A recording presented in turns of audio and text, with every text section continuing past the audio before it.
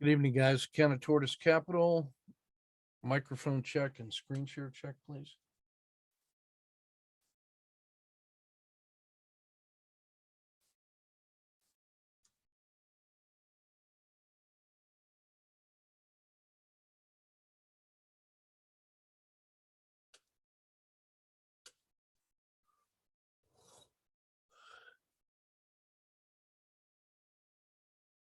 I get a really nice letter today from a doctoral student in Poland who was working on a dissertation about better management of the Polish National Defense Forces, which he's been working on for about 4 years, and just got an approval on his dissertation defense, which feels pretty good since he used my research method, and I was able to give him some help getting through his committee and the approval authority in Warsaw. And just out of nowhere, got a nice letter from him, and that feels pretty good, especially in times being what they are. Poland is the key country it is the keystone country in that neck of the woods.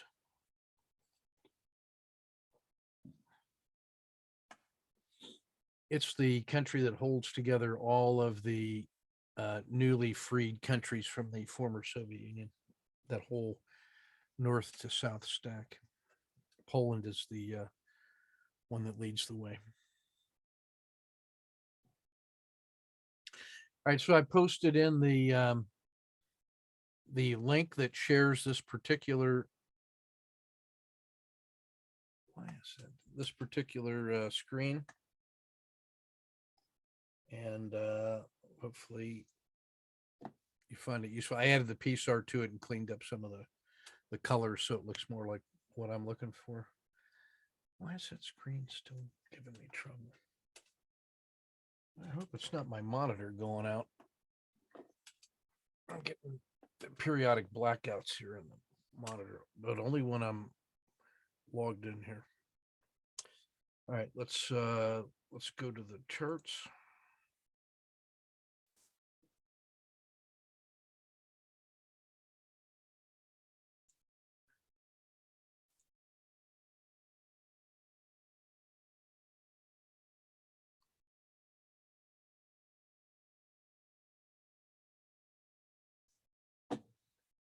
Tell you what we're going to do.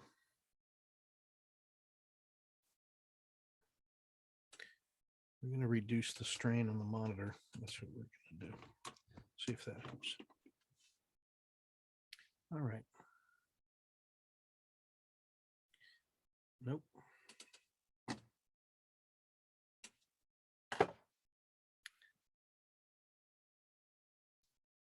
All right. So Friday, we had that little doji in the middle of the 3-day doji, had a gap down and a harsh sell-off that closed below the Bollinger Band mean, made a new 10-day low by a significant amount.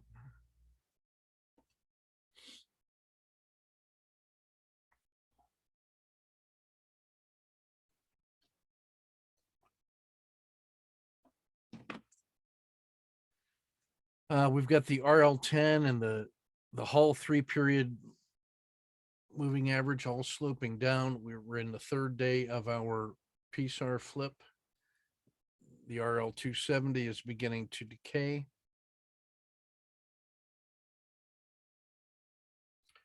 So we've got the PSAR sloping down. The RL30 has rolled over. This actually constitutes the owl entry today because we've had our strong upward move. It has rolled over. We've got the P1. We've got the RLXD. Now the Dragon has rolled over, and now the RL30 has rolled over. This was the owl entry here. So anything that falls through that 10-day low is an automatic short, looking for Z1, then Z2. which is in vicinity of the collapsing dragon and the 30-day low. So that's, the express train to 415 by way of 428 after it breaks through 439. So that's our downward trace.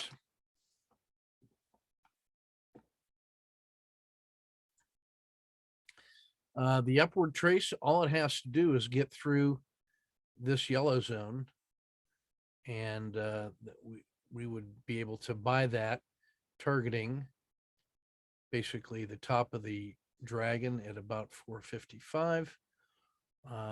It has to get through the PSAR to be really persuasive. What I don't like is the accelerated downward move of the RL270. That's starting to collapse now as the shorter term indexes pull it shorter, or the shorter term regression lines. So this is not feeling good.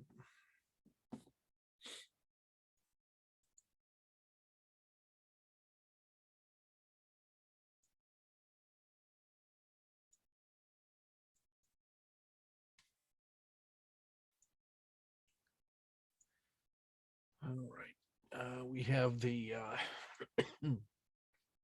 the S&P down 1.7 today.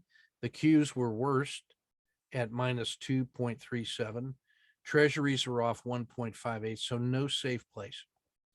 1.25 in emerging markets, the Dow down 1.2, and the Russell was the least underperforming of all at 0.67. So let's take a look at the ones that outperformed first.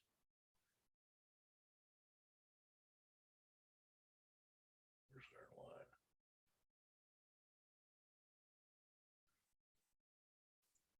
Sorry.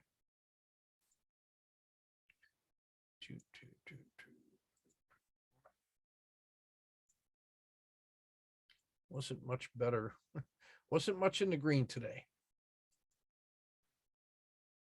All right.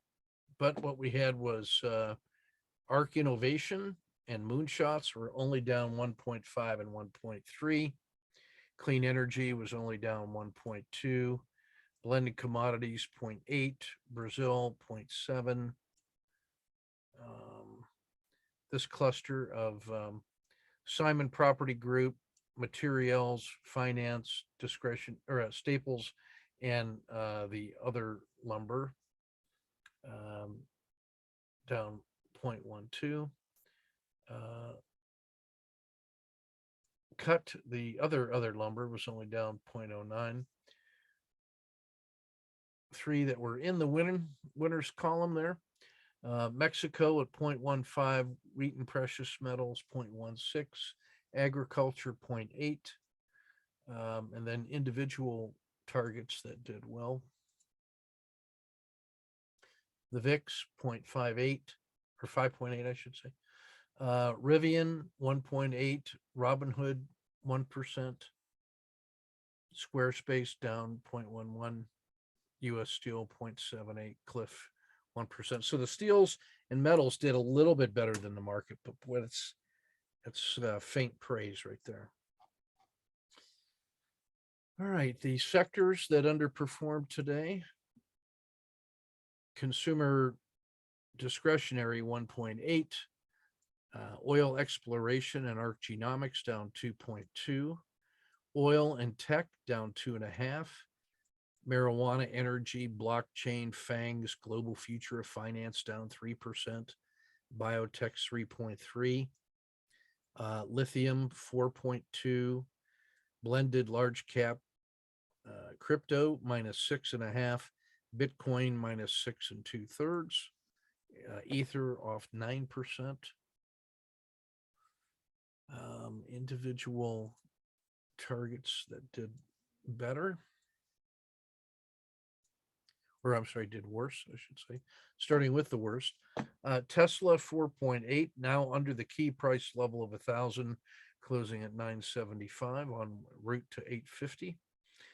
Coinbase 4.4, Microsoft 3.9, Devon 3.75, Apple 2.5, Alcoa 1.9, Bakkt Holdings under 5 at 1.78. So pretty gloomy day altogether. All right, let's look at the reports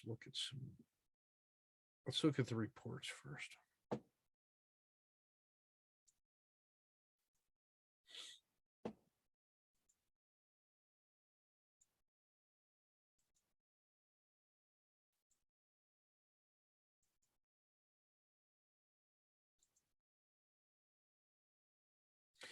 All right. We are still in sideways normal.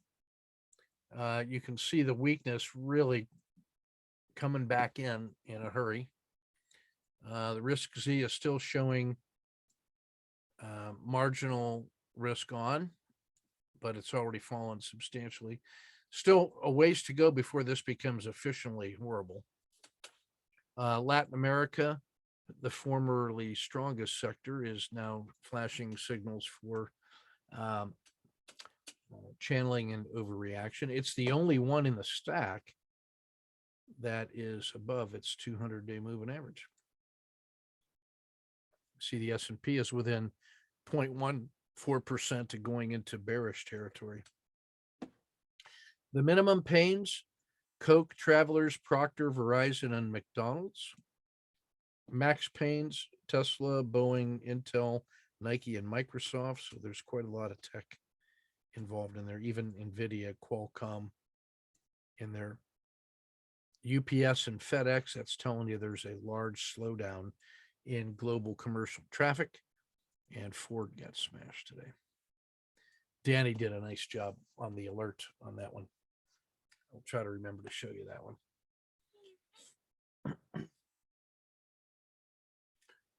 Dow 30 tactical, a ton of quality auto framers. Boeing in the 5DD is also 3-1 on the auto framer, so that should get your attention. Microsoft at 3.5-1, and everything that's in the green here on the RSI2, short-term price extremes when it's under 10. That's why those are flashing green as a possible alerts. We're going to see a nice one in Cisco, and that's ready to either fail big or rebound big, and we'll see that in Glenn's frame today. The ETFs, even more targets than the Dow, better than 2-1 on the auto framer. Metals and mining, oil exploration, even though they've been among the best, got smashed today. Not much to choose from, showing strength. Silver being about the lone exception. Auto framer, again, the ones that are at the top that have the greatest reward to risk ratio are also the ones that, if they don't rebound, are the most likely to continue to collapse. Intel, Tech, Treasuries, Disney, Tesla, emerging markets. So there's a lot of bellwethers in there that are all in the hurt locker. Our usual subjects here are the suspects I've highlighted in the yellow. These are the ones that I kind of always look at first to get a reference for the intraday. So diamonds, and in this column, you can see in the range min, what I'm doing is looking for the minimum range of the last 30 days and dividing that by 3 to get the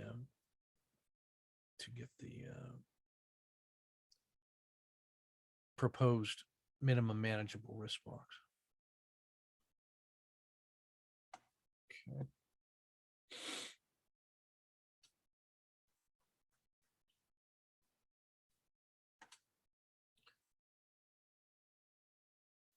Most everything is rolled over into the fall in both the ETFs and the Dow.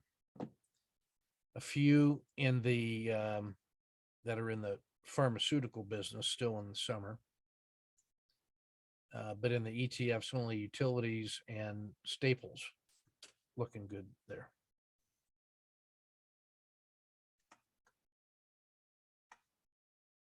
Just want you to notice the weakness here in finance. Morgan and Goldman, both in the winter.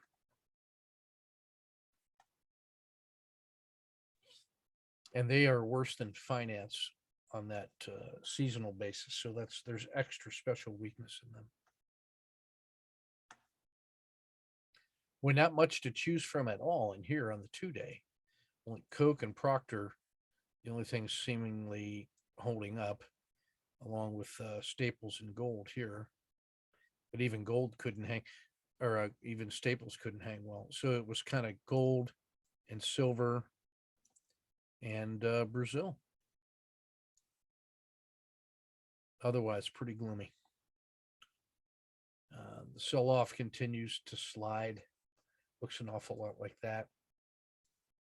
Only what's to stop it from going back to 420? It's already below the key support level here of 440. And it's rolling over right where you would expect. The last time it rolled over there were two big sell-offs in a row, which led to price going all the way down to 420.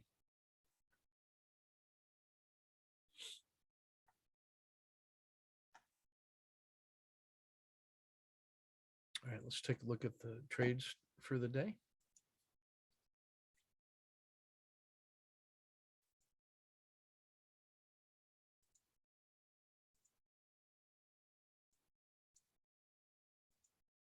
Going to start with Tim.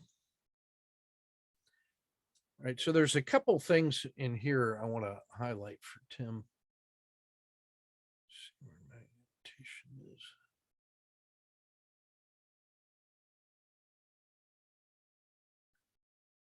First thing I'm asking to do is draw that a little brighter so it stands out a little more. So I like this short. This rolled over twice at the VWAP. And so that was really like a collapsing dragon. Now, I want you to notice the size of this wrist box. Let me see if I can't draw that a little better. This wrist box is here. That's how much risk we're taking by going short from here. And at one point in this trade, we were this far in the money. So that's almost, 0.8. And we didn't take the exit until it came back and hit here. So this thing went from 0.8 to minus 0.8.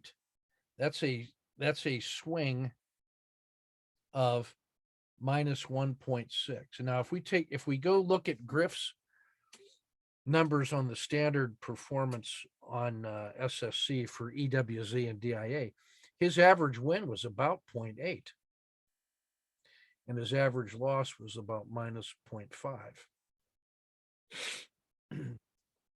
So we don't want to eat a swing of 1.6 that takes us from what is probably an average win to an above average loss. We can't have that. All right. So there's two things on that. You now have enough trades in here to calc average win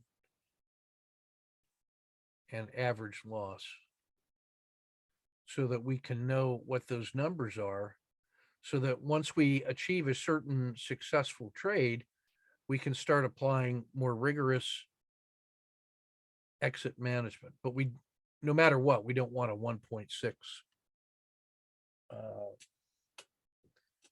execution risk swing. We can't have that. So in my view, if you are short here and you've got this much in your favor, remember that's 10 minutes worth of price action. At a minimum, we got to get to break even, or when it breaks above this real body right here, and that allows you to lock in 0.2 instead of minus 0.8. And that's a difference of 1R on your daily score. And today was a scratch day. So there's 1R on the first trade. I like this entry here because it's like a fake one go two. And if you look at the low and the higher low in the RL10s, this has a kata 2 quality, right? So that's a pretty good entry. And it's crossing the VWAP, and it's taken out the top of the dragon and the VWAP. So all things considered, that's a pretty good entry, because that entry going up negates all of this crap down here. It's as if that never even happened and got erased. So even if you take the exit on this entry short and you take it here and lock in 0.2 and then wait for that, that's fine. Now on this one, we get one big push, then we got 3 sideways chops. We get an open, a run all the way up and all the way down, and then closes back here. That's already the first warning. So if I'm looking at that, I might even want to say, let me get out of that below the real bodies. And that doesn't seem like much, but you start adding up 0.2 on 80 trades, and pretty soon you have some significant numbers. Now, having said that, that's about a 1, 2, 3 exit right there. And I think we're okay with that. But remember, this is what you earned, and that's how much you gave back, more than half. So when you see that little push and it's so close to the Z3 and then it can't hold, we want to get out of that a little sooner if we can. Be relentless on that. Now, when you saw only 1 bar of push, 6 bars where it could not go any higher, and then starts to roll over to the point where you exit, you could be forgiven for deciding to make that a stop and reverse.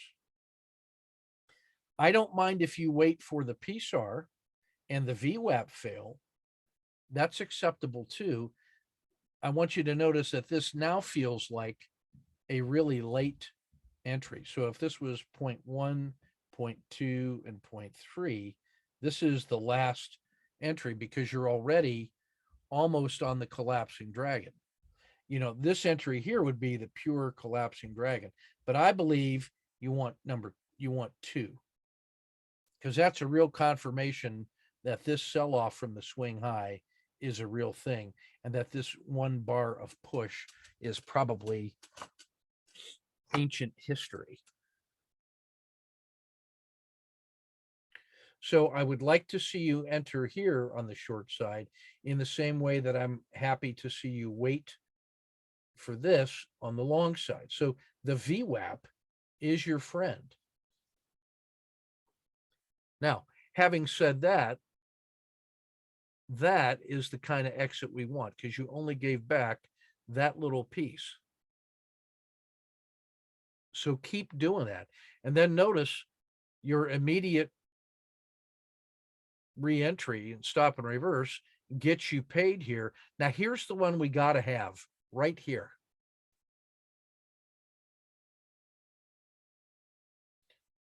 That's the continuation pattern, because this move to here did not fail.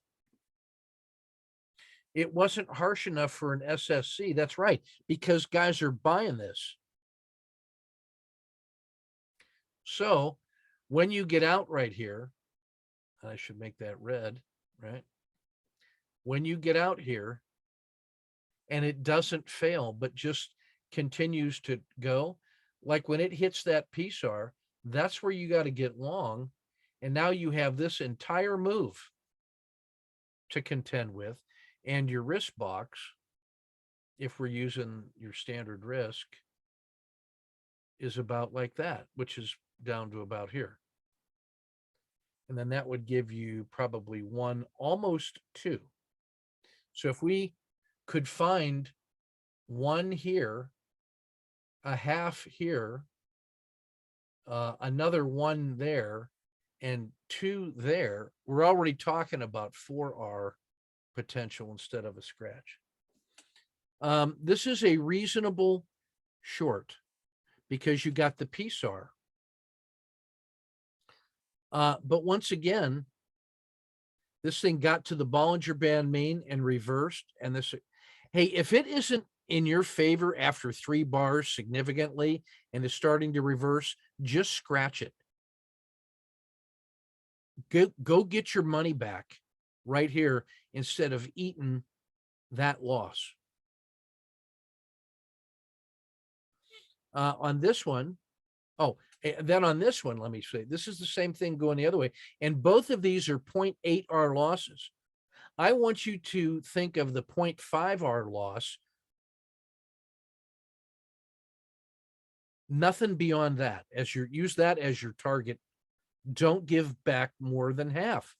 But on this one, I want you to notice that as soon as you bought it, it hesitated and started to fail. I'm out there after 2 bars. That's 10 minutes where they had a chance to take this thing higher in a COTA 2, and it didn't work. So that means it's failing. And then when it crosses the VWAP, I'd like to see you get short at the VWAP instead of here. Not much difference, but I'll take every difference that you don't want. Now, this is a fantastic exit right there. Well done for about 1 point something or other. I like this one. Good exit. I like the re-entry, but we waited way too long. Look at, as soon as this didn't go and starts to fail and it's rejecting the VWAP, you got to get out here instead of here. So there's probably 5R on the table that we got to work with. And what I want you to look at is this. So you had some things that are descending, and then this thing starts to go up, whatever gets you in, like a 1, 2, 3. When that happens, we're speculating that it's going to do this.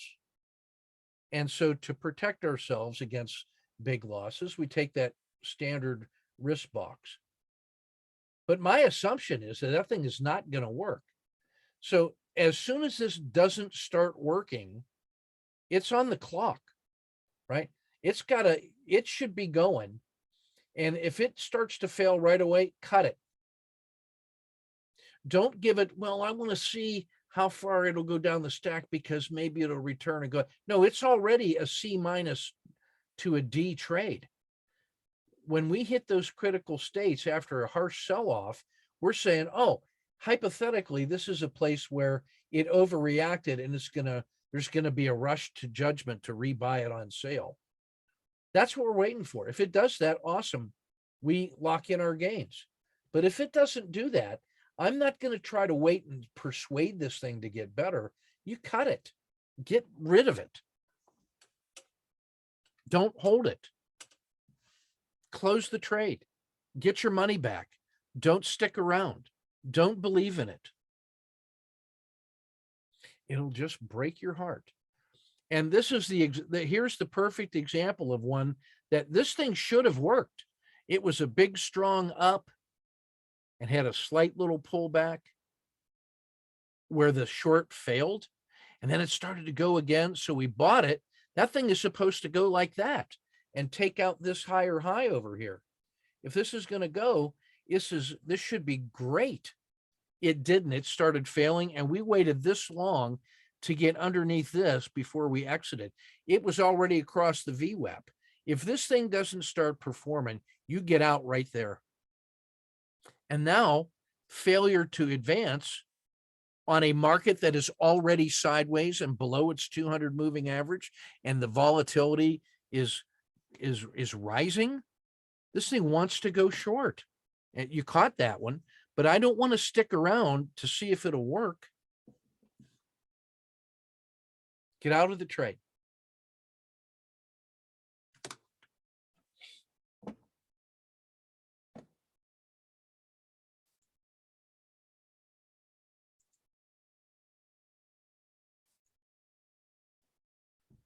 All right, here's Glenn frame Cisco. And this was in a perfect critical state, as you recall from the weekend.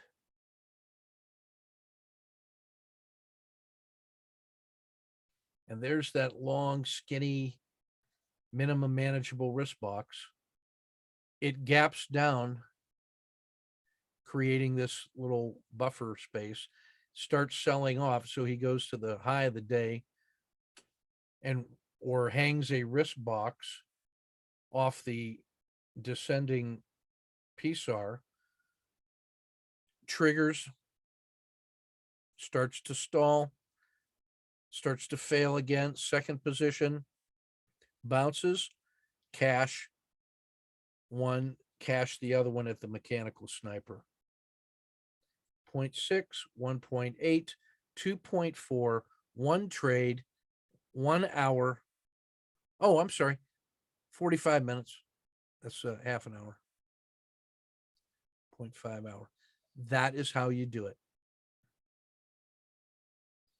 You can see something maybe happening later, but if 2.4 is what you need in the first hour of the day, Phil Book talking to you out there, using Glenn's frames, trading the first hour, looking for those super pinches.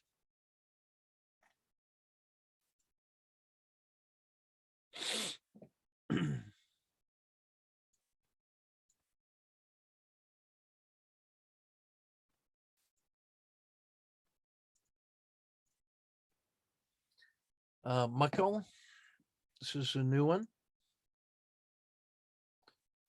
Just getting on board here. Strategy for the day: go long on the breakout from previous day's high. So basically, if that was yesterday's high, that was yesterday's candle, he's looking for an entry that breaks above that, mechanical entry and go. So here was yesterday's previous high, opened somewhere in here. He decides to go ahead and take that entry as it's approaching the high, because it's already one MMRB off the low, and he notices it's a COTA 2. So why not? Takes the exit here. So he got paid 2R. Notices the higher low off, add a pinch box or a MMRB to that. And as that slides up the scale, gets his entry here, which is also an emerging dragon. Now, here's where, see those two little horns? It goes up and closes at the height and then opens here and can't make a new high and starts selling off. And all of this stuff is out here all by itself. We call that the dragon horns. It's like he sticks his head up, looks around and says, nothing to see here. I'm gonna run back to the river.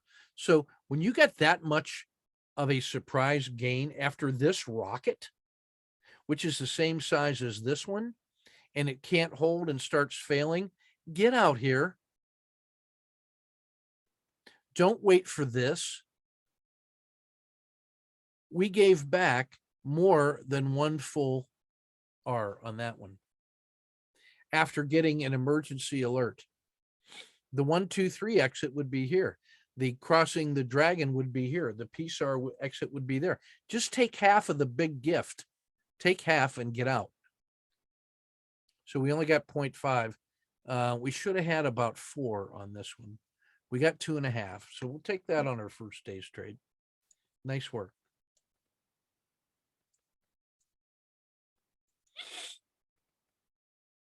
Griff, continuing to march. We've gotten a lot of positive feedback on your work, Haas. Nicely done. Notice that this thing almost made a full range stat move today. Fail, reversal, gets paid, missed it. Oh, missed it. Oh, okay. 2R. Oh, that's a COTA 2. He took the universal reentry, although technically he's not supposed to, with the SSC. I'm willing to allow that. So are the people. Wojcik, let's see what we got here, boss. Now, on your simulation where you are trading properly, you bring in 5.5 today. Now, this one, notice he doesn't stick around because it's supposed to go, but it didn't. So he just gets out, and now he should be hitting that failure and then covering. This one, it doesn't go. He should be getting out sooner than this. I'd get out right there. And then that's your failure trade. There's another failure trade. Here's a buy. Here's the failure trade. Bang, +2. Here's a COTA 2. Gets paid. This is a nice failure. Tries flat. So these are reasonable. Keep working.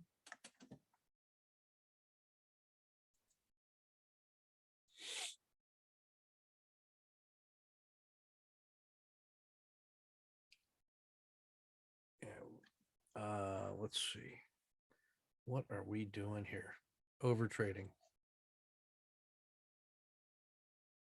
Remember, the COTA 2 works if the previous trade was a win as a continuation. All right, so here's an oversold. Here's the first uptick. We can't get that one. Can we get that here? Yeah, we can get that there. Yeah, that's a reasonable. And then the failure trade gets paid. And that failure trade leads right into the exit of the failure is the entry on the long side. So this is late. And then when this fails, there's another failure trade. So there's some real work involved here. Like if we got this far, we shouldn't be scratching that trade. So calm down, trade like you are in your simulation. You get that many in a row, take a 30-minute break. Take a walk around the park.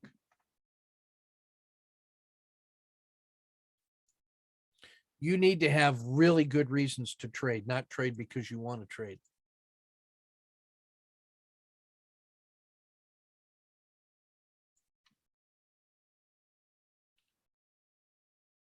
Fractional.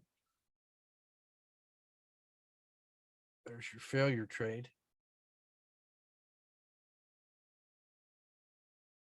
That got paid. This one, that's reasonable. I want to get paid more than that. This is slow to get in. And like here's your universal entry. Or when that takes out here, that's still okay. Now this is where the failure should be right. When this didn't go, that's where you can get short. Then this should probably exit for a win. First uptick, scratch. First uptick, entry, good scratch. I'd be tempted here, but like here and an uptick, that looks like you could have entered here. Got paid. This should be short, and that covers, I think, this little series didn't look that bad, but I think it was that previous chart is the one that murdered you.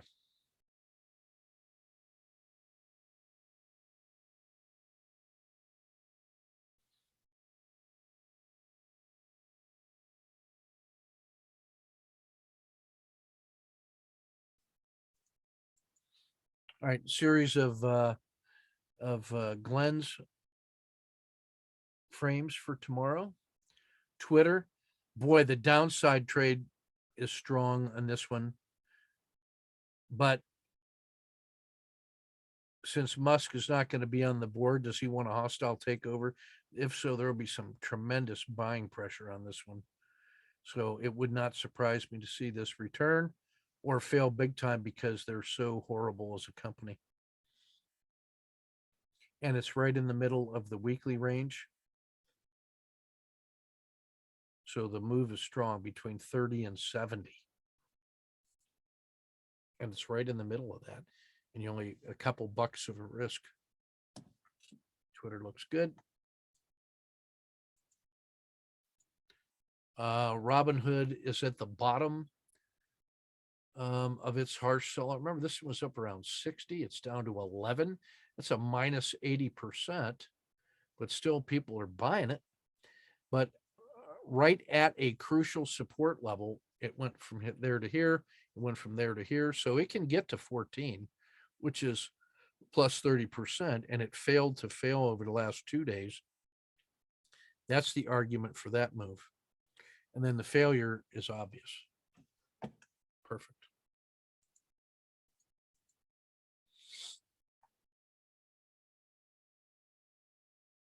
Hey, Glenn, if you're in the sound of my voice, start putting the intraday MMRB on this thing, if you wouldn't mind. Disney.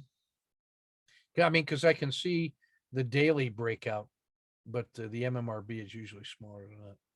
All right, so Disney at the bottom of a disappointment. That collapse would be catastrophic, but it's right there, ready to be catastrophic. But a very tight risk box here, and then a return to the top at 140 is about 6%. Failed to fail 3 times, so maybe this is the breakout that works.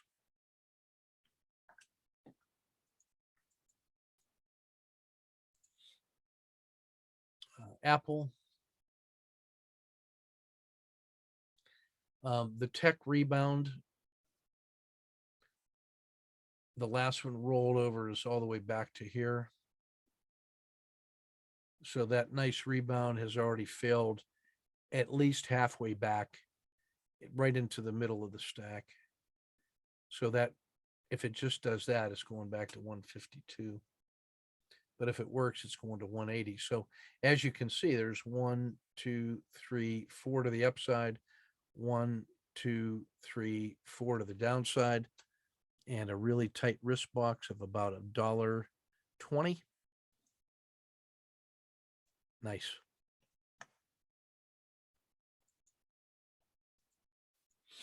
Verizon.